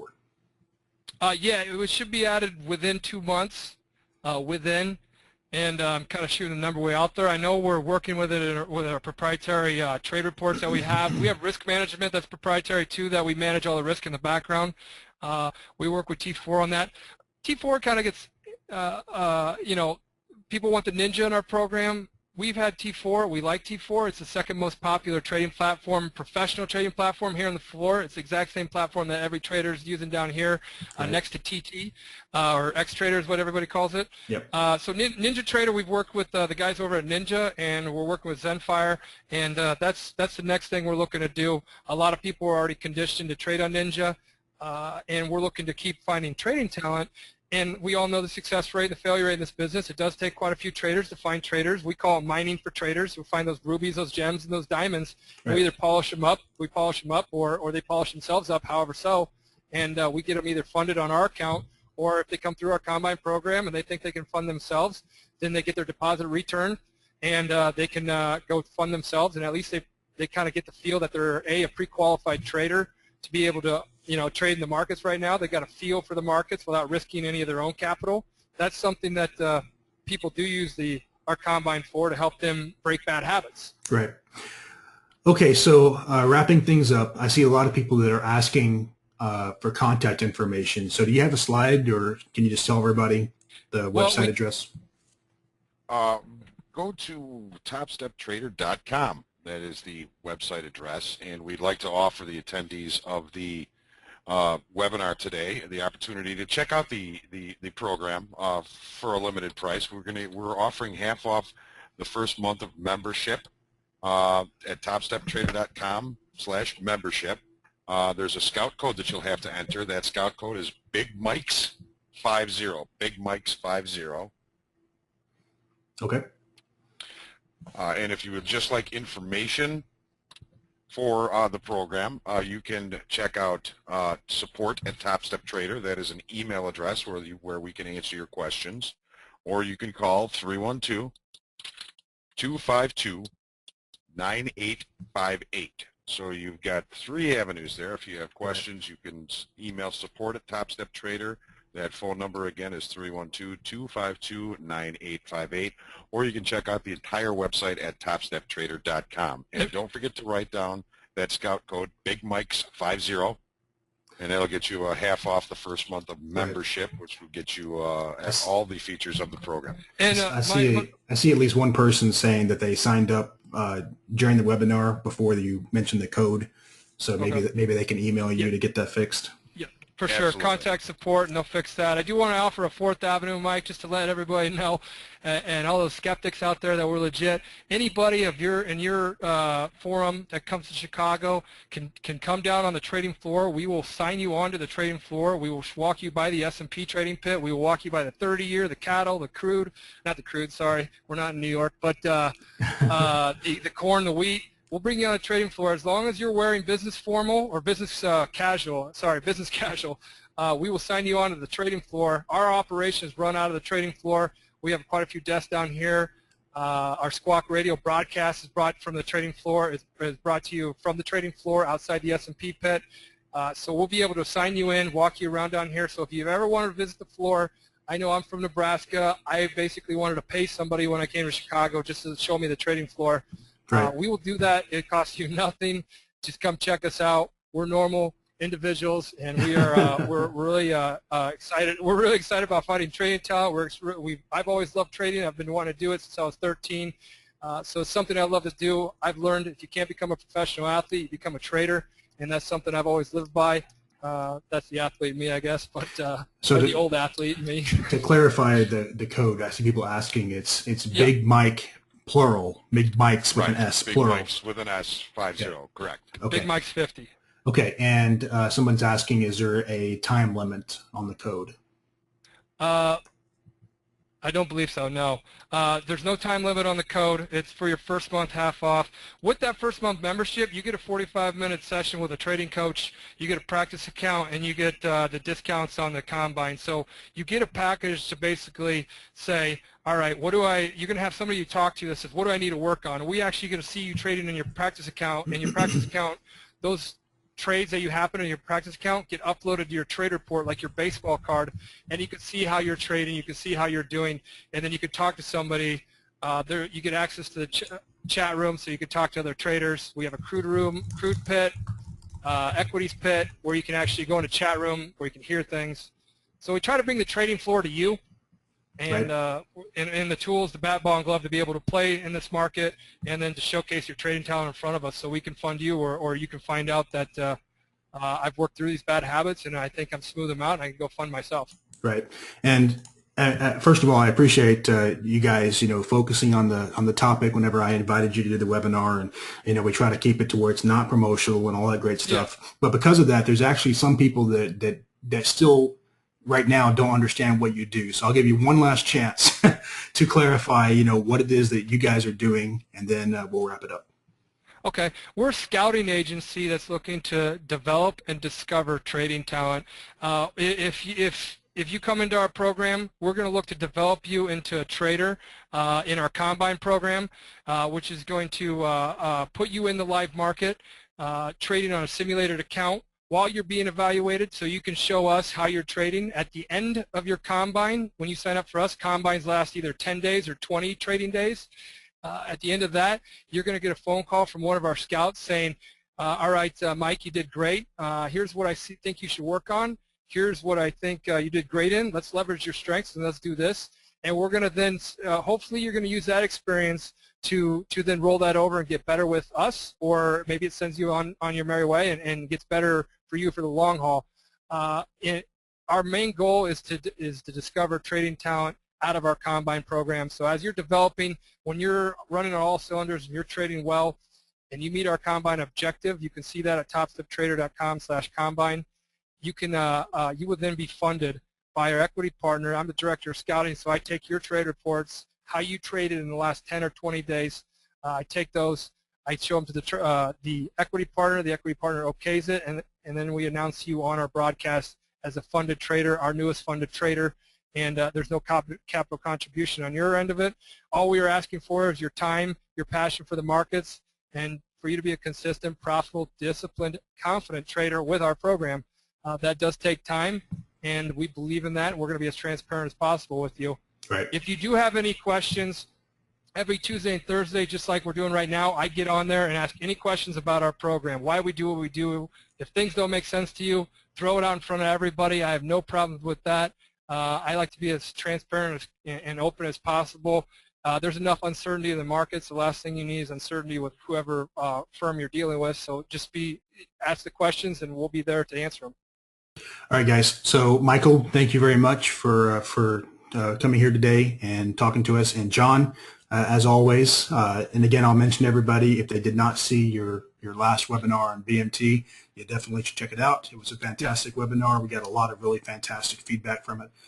So again, if anybody has questions that were not answered in the webinar, then support at TopstepTrader.com for an email address, or TopstepTrader.com for the website. All right, guys, we're running close to 2 hours, so we're going to shut it down, and I'll post the recording of the webinar tomorrow for anyone that missed it or wants to do a recap. And really appreciate you guys coming and talking to us. Thanks for having us on here, Mike, and everybody. Trade smart. Let's always trade for tomorrow. And I'll talk to you guys and see you guys if you come into the Drill Scout session Thursday at noon. So I'll talk to everybody later. All right. Thanks, guys. Bye. Thanks, Mike. Thank you, everybody, for coming. Thanks, John. Bye. Bye.